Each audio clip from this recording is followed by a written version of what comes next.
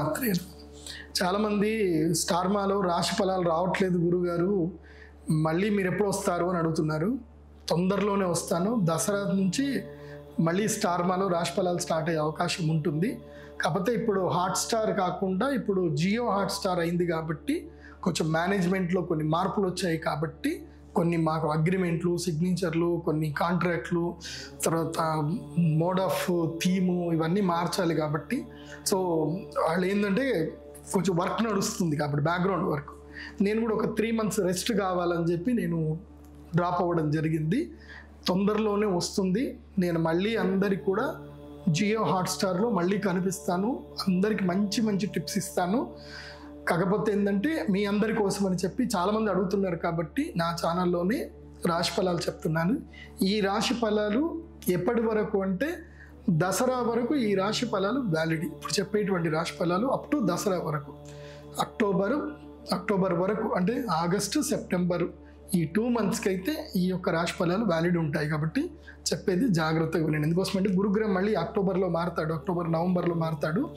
గురుగ్రహం మారేంత వరకు ఈ రాశి ఫలాలు వర్తిస్తాయి. ఎవరెవరికో చెప్తాను వినండి. ముఖ్యంగా ప్రధానంగా ఫస్ట్ మేషరాశి వారికి ఏలినాటి శని ప్రారంభమైనా కూడా మీకు గురువు అనుగ్రహం కలుగుతుంది. గురువు 3వ స్థానం లోపలికి వచ్చాడు కాబట్టి కాస్త గురువు అనుగ్రహం కూడా మీకు కలిగే అవకాశం ఉంటుంది. కాబట్టి తర్వాత మీకు 11వ స్థానం లోపలికి రాహు వచ్చాడు కాబట్టి నెగిటివ్స్ కొంచెం తగ్గుతాయి.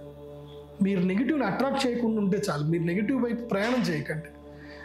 మీరు ప్రయాణం చేస్తే నేనేం చేయలేను, అటువైపు వెళ్ళే అవకాశాలు ఉంటాయి. కాకపోతే ఏంటంటే ఇప్పుడు ప్రస్తుతానికి ఏంటంటే మీకు నెగిటివ్స్ అన్నీ కూడా పాజిటివ్గా అయిపోతూ ఉంటాయి. అంటే మీకు గతంలో పోయిన వస్తువులు కానీ అన్నీ తిరిగి దొరుకుతాయి, మంచి ఆపర్చునిటీస్ వస్తాయి. కాబట్టి మేషరాశి వారికి ఈ ఆగస్టు నెల, జూలై, ఆగస్టు, సెప్టెంబర్ ఈ 3 నెలలు కూడా మంచి సమయమే. కాకపోతే ఏంటంటే ఏదైనా సరే ప్రాక్టికల్గా తక్కువ పెట్టుబడితో 5 లక్షల వరకు తక్కువ పెట్టుబడితోటి ఏదైనా కొత్త వ్యాపారాలు చేసుకోవడానికి చాలా మంచి అవకాశం ఉంది ఇప్పుడు మేషరాశి వారికి. కాబట్టి మేషరాశి వారికి ఉద్యోగ భంగం అయితే వచ్చే అవకాశం ఉంటుంది, జాగ్రత్త. కాకపోతే ఏంటంటే ఫ్యామిలీతో ఎక్కువగా ఉండకండి మేషరాశి వారు. ఇంట్లో తక్కువగా ఉండండి, బయట ఎక్కువగా ఉండండి. ఇది బాగా గుర్తుపెట్టుకోండి. ఎందుకోసం అంటే స్వక్షేత్రగతుడైన శని ఏం చేస్తాడు అంటే మానసిక ఆందోళన కలిగిస్తాడు. కుటుంబంతో కలహాలు ఎక్కువగా జరిగే అవకాశం ఉంటుంది. కాబట్టి మేషరాశి వారికి నేను చెప్పేది ఏంటంటే ఇంటి బయట ఎక్కువగా ఉండండి, బయట ఎక్కువగా తిరగండి. వీలైతే పంచభూత శివలింగ దర్శనం చేసుకోండి. మేషరాశి వారికి ఈ టైం కొంచెం అనుకూలమైన టైమే. వ్యాపారము ప్రారంభం చేయవలసిన టైం ఇది. ఫ్యాబ్రికేషన్ బిజినెస్ చేయండి, వుడ్కి సంబంధించి ఏదైనా బిజినెస్ చేయండి, లేదంటే అలంకరణ వస్తువులకు సంబంధించిన వ్యాపారం చేయండి, నూనె వ్యాపారం చేయండి. ఏవి చేసినా చక్కగా కలిసి వచ్చే అవకాశం ఉంటుంది కాబట్టి చేయండి. అప్పు మాత్రం అంటే తాహతకు మించిన అప్పు అయితే చేయకండి. మ్యాక్సిమం 80 పైసల నుంచి రూపాయి వడ్డీ, అంతకు మించి ఎక్కువ వడ్డీ ఉండే అప్పు మాత్రం చేయకూడదు. కానీ చక్రవడ్డీ అయ్యే అవకాశం ఉంటుంది కాబట్టి ఎక్కువగా అప్పు చేయకండి. మీ లిమిట్ ఎంత ఉందో, మీరు ఎంత సంపాదిస్తారో ఆ సంపాదనలో మీరు ప్రతీ నెల ఒక 20% మాత్రమే ఈఎంఐ కట్టుకునేంతగా ఉంటే ఎంత మాత్రమే అప్పు చేయండి. అంతకుమించి ఎక్కువ చేయకండి. ఎట్లయినా అప్పు అయితే అవుతుంది మేషరాశి వారికి. ఇది మీరు ఫాలో అవ్వండి. ఇంకోటి ఏంటంటే ధనత్రయోదశి రాబోతుంది కాబట్టి మేషరాశి వారు సిద్ధంగా ఉండండి ధనత్రయోదశి కోసం అని చెప్పి. మహాలక్ష్మి యాగం చేసుకుంటే కనుక ఉపశమనం ఉండే అవకాశం ఉంటుంది. కాబట్టి అక్టోబర్ 18 ధనత్రయోదశికి మేషరాశి వారు సిద్ధంగా ఉండండి.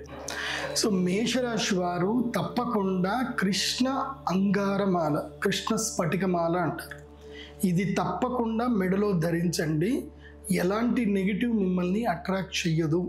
ఇప్పుడు నెగిటివ్ అట్రాక్ట్ చేసే టైం కాబట్టి మేషరాశి వారందరూ కూడా కృష్ణ స్ఫటికమాలను 7.5 సంవత్సరాలు మీ మెడలో ధరించి ఉండాలి. ఒక్కసారి తీసుకుంటే చాలు, 7.5 సంవత్సరాలకి కృష్ణ స్ఫటికమాల మీకు ఉపయోగపడుతుంది. కాబట్టి మేషరాశి వారు ఇది మిస్ చేసుకోవద్దు. తప్పకుండా కృష్ణ స్ఫటికమాల ధరించండి. తప్పకుండా వెంకటేశ్వర స్వామి, సంవత్సరానికి ఒకసారి కలియుగ ప్రత్యక్ష దైవము శ్రీ వెంకటేశ్వర స్వామి వారికి కాలినడకన వెళ్ళే ప్రయత్నం చేయండి. అంతా మేలు జరుగుతుంది.